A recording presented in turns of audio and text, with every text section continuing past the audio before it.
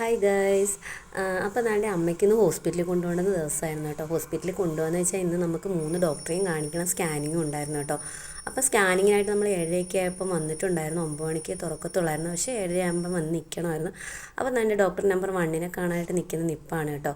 അപ്പോൾ അത് ചെസ്റ്റിൻ്റെ ഡോക്ടറെ ആയിരുന്നു കാണിക്കുന്നത്. അപ്പോൾ അവിടെ എല്ലാം കാണിച്ചതിന് ശേഷം നമ്മൾ നേരെ ഡോക്ടർ നമ്പർ 2 വന്നിട്ടുണ്ട്. അത് ഗൈനക്കോളജി ആയിരുന്നു കേട്ടോ. അപ്പോൾ അവിടെയും കാണിച്ചു, മരുന്നെല്ലാം മേടിച്ചു. നേരെ നമ്മൾ പിന്നെ ഡോക്ടർ നമ്പർ 3 പോവുകയാണ് കേട്ടോ.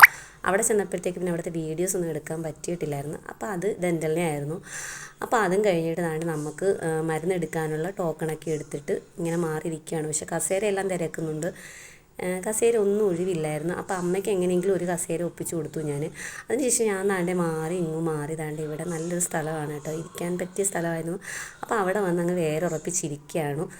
ഇരിക്കുമ്പോൾ ഉറക്കം വരുന്നോ എന്തോ ഒന്നും അറിയാൻ വയ്യ. അങ്ങനെ അവിടെ ഒത്തിരി നേരം വെയിറ്റ് ചെയ്തു. കട്ട പോസ്റ്റായിരുന്നു ഗെയ്സ്.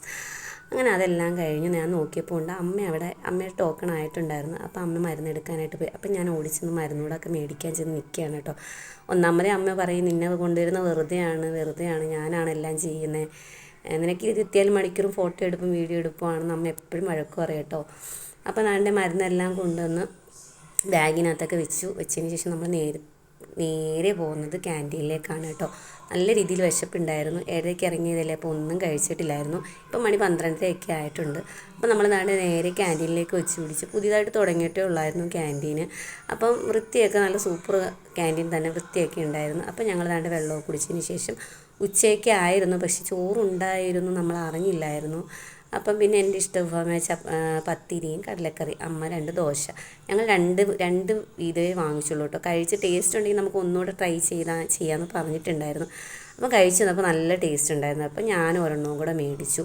അത് പക്ഷേ സാമ്പാർ ഒഴിച്ചു കേട്ടോ, നല്ല സാമ്പാറായിരുന്നു. അമ്മയും പിന്നെ ഒരു ദോശയും കൂടെ മേടിച്ചു. അപ്പോൾ അമ്മ കഴിച്ചതിൻ്റെ പൈസയൊക്കെ കൊടുക്കാനായിട്ട് കൗണ്ടറിലേക്ക് പോയി. അപ്പോൾ ഇതിൻ്റെ വെളിയിൽ നിൽക്കുന്ന ചെടിയാണ് കേട്ടോ, ഇത് കടലാസ് ചെടിയാണ്. പണ്ടത്തെ പോലല്ല, ഇപ്പം കടലാസ് ചെടിയൊക്കെ ഭയങ്കര രൂപാന്തരം പ്രാപിച്ച് ഇപ്പം ഇങ്ങനെയൊക്കെ ഈ ചട്ടിയിലൊക്കെ വെക്കാനൊക്കെ പറ്റുന്ന രീതിയിലായിട്ടുണ്ട്.